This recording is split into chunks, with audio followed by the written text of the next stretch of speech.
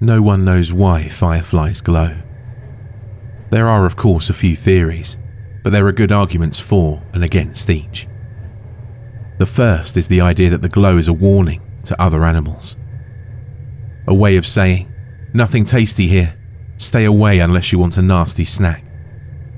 And many animals that would normally eat insects, especially high-calorie large insects like fireflies, do stay away. Bats won't go near them, but raccoons will. They've been seen grabbing fireflies, biting off the tasty half, and then throwing the nasty glowing half down. So as a defensive method, it's only partially effective, and if you think about it, that really makes it completely useless. Sure, the glowing makes the bats do a U-turn, but for the animals that are willing to eat you, well, every time you glow, you're turning on the buffet sign. Another and more widely accepted idea is that the glow is for finding a mate. On the surface of it, this seems more likely. You have all those crickets, frogs and creatures of all kinds cluttering up the airwaves with noise at night, trying to find their next hot date. So why compete with all that? Many daylight animals have courtship dances or bright colours to signal potential mates. But at night, those don't make any sense. But a blinking light sure does. Here's the problem though. It's been tested on a couple of species of fireflies, and while they couldn't rule out they were using their lights to signal mates, they were also using pheromones. Scientists put females in black-covered petri dishes, and even though they couldn't see the light, males found them. The third possibility is predation. One firefly will signal to another firefly, drawing them in. Most scientists believe the signals are mimicking mating signals and drawing in potential mates, and then killing them. I don't disagree, but I don't know why that has to be the only case, because there are lots of scary implications with this possibility. One of those is that this represents bona fide communication in the firefly world. There are light patterns that have meaning behind them, and a firefly can manipulate their own light to say whatever they want to say. So for all we know, the message could just be a call out to hang out that results in a trap, or a firefly saying, "I need a hand, come help." The idea of fireflies communicating ideas this complex is freaky in and of itself. It implies that they could have personalities. And before you roll your eyes at that idea, think about the other implication of the predation idea. It's other fireflies they're signaling, not other animals. Which implies that fireflies communicate, that the average firefly is trusting enough to be lured in, because the idea of murder wouldn't occur to them, and that a small number of fireflies are cannibalistic serial killers. In short, some fireflies are evil. Everything I'm about to tell you happened in the summer of 1985, the last weekend before school started back. My cousin and I went to different schools, but they started at the same time, so this was the last week of summer for both of us. I was 10 and he was 9, which doesn't seem like much of an age difference, but usually when you're a kid, a year is a huge difference. The difference between lifting a half bucket of water or a whole bucket. The difference of being able to run to the end of the driveway in 10 seconds or 12. The difference in being able to make a free throw or a layup. But, in spite of this age gap, I was very close to my first cousin. We were close because we liked the same things. We liked being outside. We liked playing sports. We liked getting dirty. We liked exploring the woods. We'd spent most of the summer playing together. Our grandparents were retired, and our parents worked days, so our grandparents watched us during the day. But despite all of this time together, we wanted a whole weekend to play uninterrupted, and to be able to stay up as late as we could playing games and watching TV. We asked our grandmother first, and when she said it was up to our parents, we both begged them until they gave in. We'd spent our Saturday tossing frisbees and footballs and working on our fort. The plot of land our grandparents' house was on seemed to be cut straight out of the forest. There was a dirt road in front of the house, but on the other 3 sides of their home was forest. It didn't gradually become forest.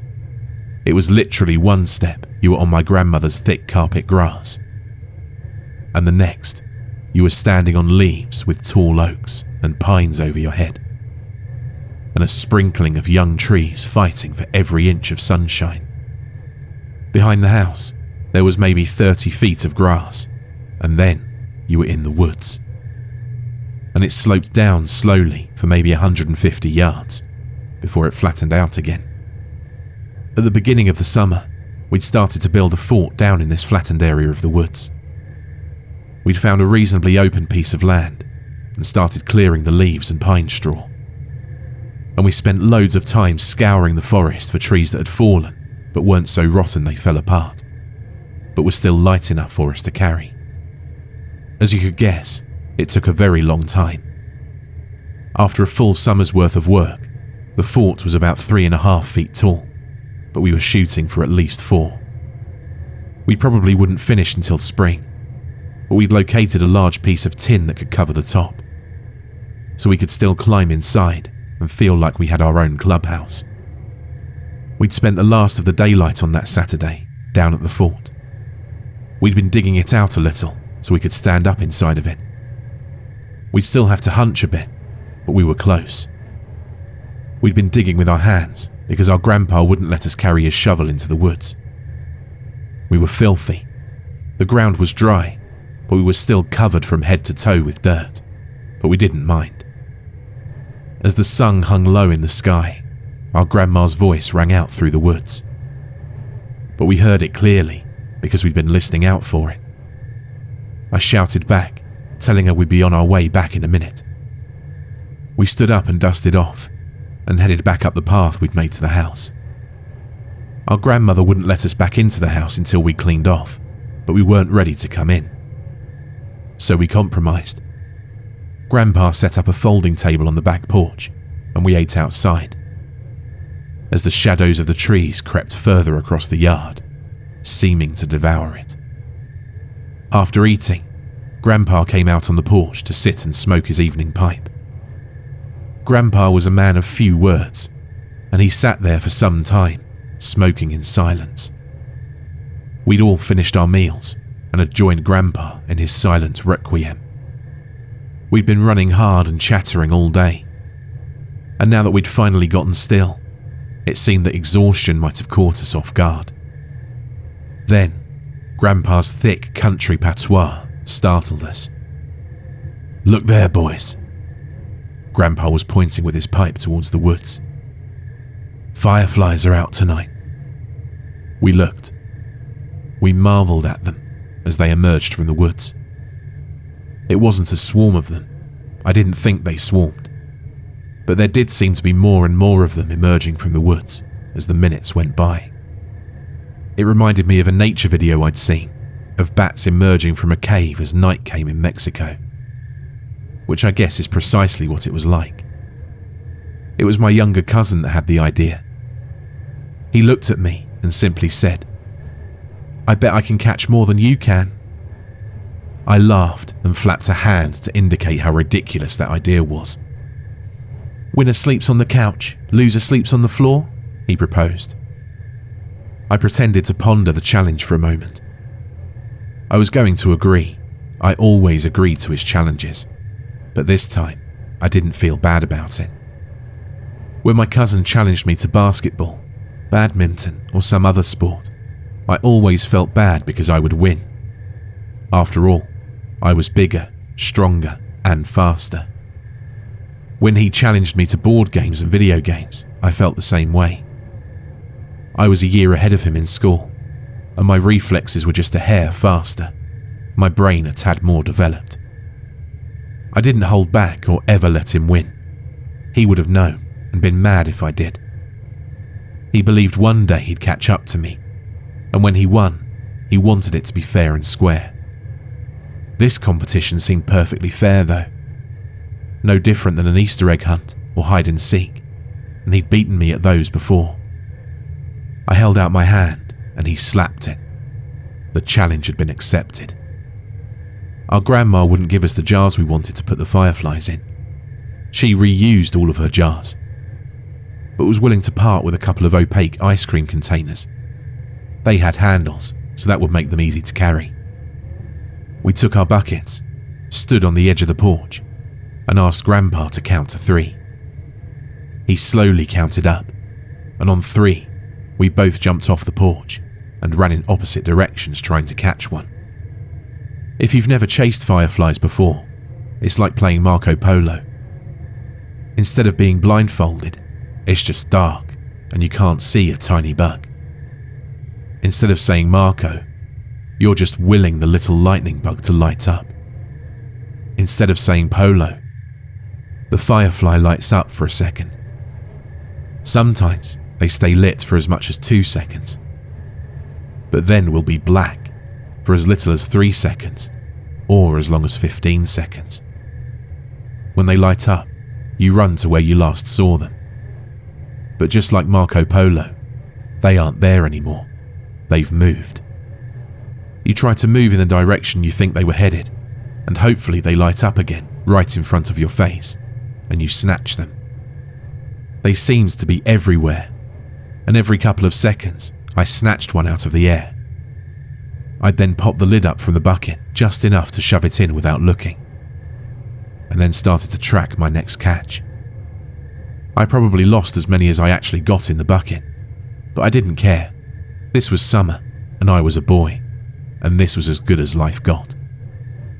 I hadn't been paying much attention to where I was going as I chased the bugs, and before I knew it, I was at the edge of the forest.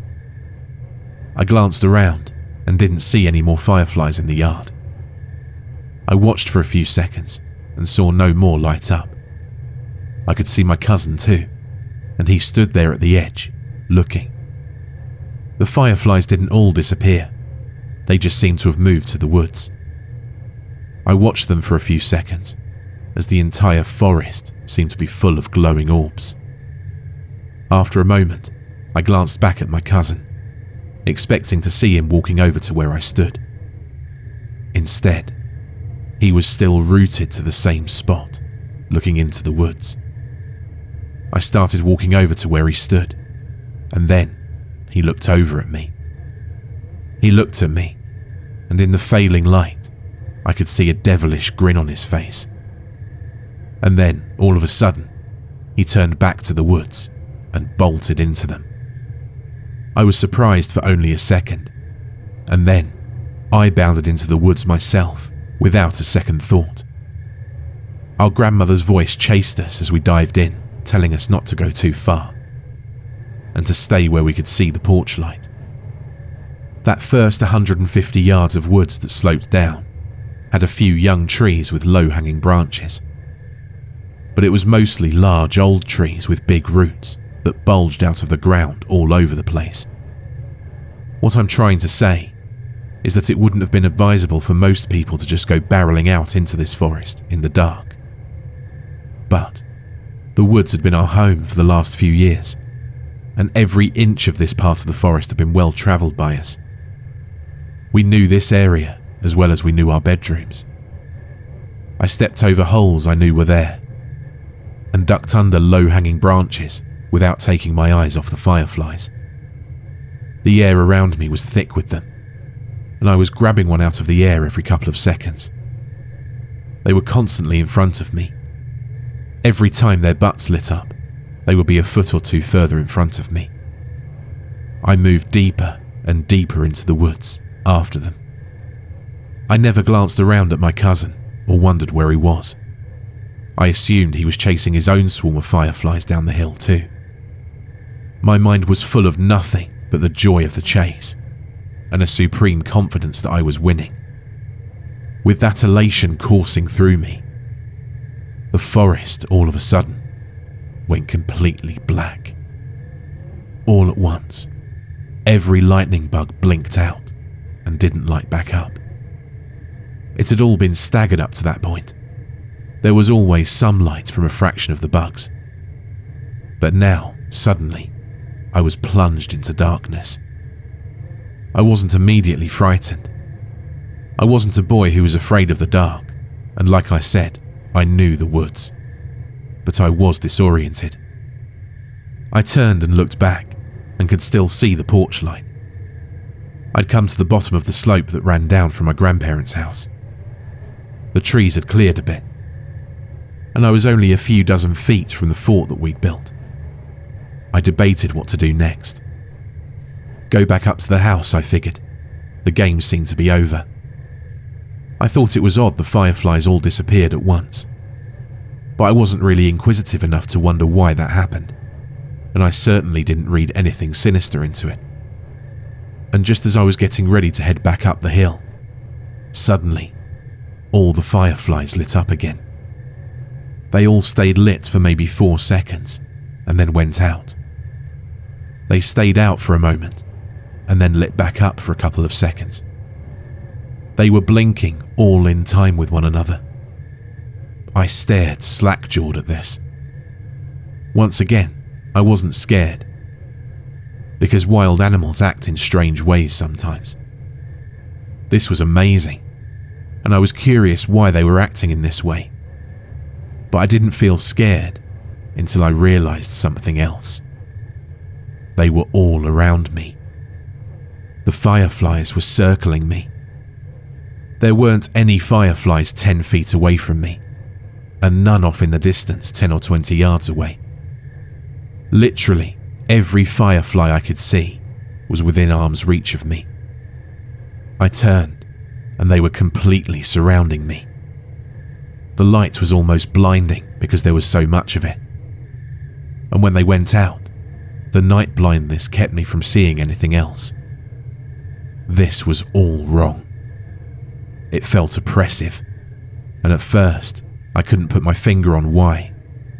But then I could. It felt like a blinking neon sign. The fireflies felt like a blinking open sign on a storefront, or maybe an all-you-can-eat sign blinking on a restaurant. At that moment, I wanted to be away from them. I couldn't even see how they could harm me in any way. But this fun evening suddenly felt very scary, and the bugs blinding me and pointing me out to the world felt menacing. I was just about to take my first step towards home, wondering how the fireflies were going to react, when the forest felt different. I didn't hear anything, but it just felt different. It felt heavy and quiet. I couldn't hear anything, and thanks to the lightning bugs, I couldn't see anything either. But nonetheless, I felt something was near, and I felt like it knew I was here too. Of course it did. The fireflies were pointing right at me. Panic was beginning to set into me, pushing out all rational thought. But before it did, this last thought came to me. You can't make it to the house, it's too far. Hide in the fort and maybe it'll pass you by. As terror wiped even that thought from my mind, I darted for the fort, instinct taking me straight to it. One of the last things me and my cousin had done was dig a small ditch under it, because we could no longer climb in from the top. It was just deep enough to crawl under and wiggle into the fort. I went under it head first, when the upper half of my body was through, but suddenly I felt stuck, with my lower half completely exposed. The fear that something would grab me and pull me out caused me to start weeping. I worked my body faster and faster in a panic, scared I wasn't going to get in. But finally, I managed to squeeze through the opening, and I was in. I crawled to the very center of the fort, sat down and hugged my knees up to my chest, and continued to sob. Slowly, I began to get myself under control, and inexplicably felt safe and foolish. I just ran from fireflies. The longer I sat there, the more together I got. I began to hope that my cousin didn't see me running from the lightning bugs, and that he definitely didn't hear me crying. A new worry started to creep into me. How long this had all taken. Wondering if my grandparents were worrying about me maybe stomping around the forest with flashlights. I'd just begun to crawl back to the exit when the fireflies came back. Just like before, it was all at once. 1 second, pitch black. The next, every bug is lit up. They weren't inside the fort with me. They'd surrounded it. There was about an inch or so of space between each of the boards, and it was all light every couple of seconds as they flashed their rears. I jerked back to the middle and curled back up. And this fort, with its walls that felt so safe a second ago, now looked just like what it was. A pile of dead trees with a flimsy piece of tin on top. I sat frozen, staring at nothing, and seeing nothing but alternating pitch black and light pouring in through the walls. But after some time, something was approaching. I sensed it before I heard it and saw it. As it approached, it didn't make a lot of noise. It took slow, heavy steps and didn't seem to break any branches. But I could hear it rustling leaves as it moved, which made a lot of sense. We'd cleared out a lot of leaves from where the fort was, so there was more than usual in the area around the fort.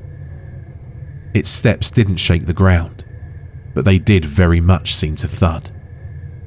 It seemed that when its foot came down, it put roots in the ground and would never move again. But then it would. Every step sounded final, but for a long time, they weren't. Soon enough, it was on the inside of the ring of fireflies. Now, when the light blinked on, there was a blank space in the light. Its shadow stretched into the fort every time they blinked. I wept silently and began to shake. I still hadn't looked at it, but I knew where it was and that it was staring at the fort, but not into it yet. I kept telling myself not to look, that looking wouldn't do me any good. It would just make me crazier with fear. It might make me scream and call attention to myself. I had no covers to pull over my head, but I was trying to do what a child does when they fear that the boogeyman's in the closet. The reason why the child does that and why I was doing that is simple. It's a stupid idea that's still stuck in the ancient lizard part of our brain that says if I can't see them, they can't see me. Of course, I was too old to believe this, but I tried very hard to. The creature started to walk around the fort. The fireflies would blink out and then back on, and that shadow would be in a different spot. Its heavy footfalls would continue for a bit and then stop. At first, I'd hoped the thing didn't know I was in here, and if I just stayed quiet, it might move on. But after a few minutes, I felt sure it knew I was here. It had to. And it was just taunting me, playing with its food before it smashed apart this pile of dead wood and snatched me out to my death.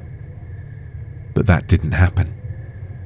It kept pacing, but it never even bumped into the fort. I was still terrified, and most of my mind was just a white panic. But I'd begun to think again. I had an idea, and I latched onto it. I put all of my hope into it and willed myself to believe. All these years later, I'm still sure my 10-year-old self was right. It couldn't come in, because this was a house. That's how I understood it then. Over the years, I've come to believe it like this. Whatever that thing was, it couldn't cross barriers. The borders we make in our world blocks it. It couldn't come into the fort. It couldn't have come into my grandparents' house. Hell, I don't think it could have even come up to their house. I think the edge of the woods would have stopped it. Where those trees end would be its border. What would happen if it crossed the border? I don't know. Maybe it was just physically incapable, the way you're incapable of touching your nose to your elbow, Or maybe it would cause terrible pain. Maybe it would even cause death. I really don't have a clue. Maybe it wouldn't do anything, and it was all in the thing's head. I was still terrified to the point of panic, and only just barely holding on to my grip on myself. Then I realized that's exactly what it was trying to do. It was trying to scare me. It was trying to make me go into a blind panic. When an animal goes into a panic, it's just as likely to run into the arms of danger than run away from it.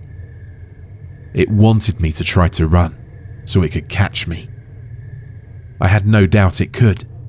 Even though it was taking slow steps, I was sure it was faster than me. Knowing this calmed me down a bit. If it couldn't harm me inside the fort, all I had to do was wait it out. Soon, someone, probably my grandpa, would come looking for me. Yes, this creature was big, and yes, it was clever. But my grandfather would have his rifle on him. I wasn't sure this creature could be killed with a gun, but it seemed likely. I don't think it was an unstoppable, all-powerful monster. Otherwise, it would be able to pull a 10-year-old boy out of a child's fort. Feeling more confident and a little less scared, I finally decided to try and see what was hunting me. In the slowly blinking light of the fireflies, I couldn't make out much about the creature. It was brown, not a hairy brown, but a gnarled kind of flesh. It looked almost like tree bark. It was very tall, or it had very long legs. The fort stood just over 4 feet high, and the only thing I could see were legs. I leaned forward to get a closer look. The creature recoiled a bit and made a strange noise. It sounded a bit like someone shaking a maraca, or a little like playing cards on the spokes of a bicycle tire, but lower and more guttural. It sent a chill down my spine and gave me goosebumps. But still, I leaned closer, and in response, the thing began to lean down to look at me, and the fireflies blinked out. Without their light, I was completely blind at first, but slowly I could see again, and the first thing I saw were red eyes. Not glowing red, but just a deep crimson with a spot of black in their center. As my eyes adjusted further, I realized how impressively tall this thing must be.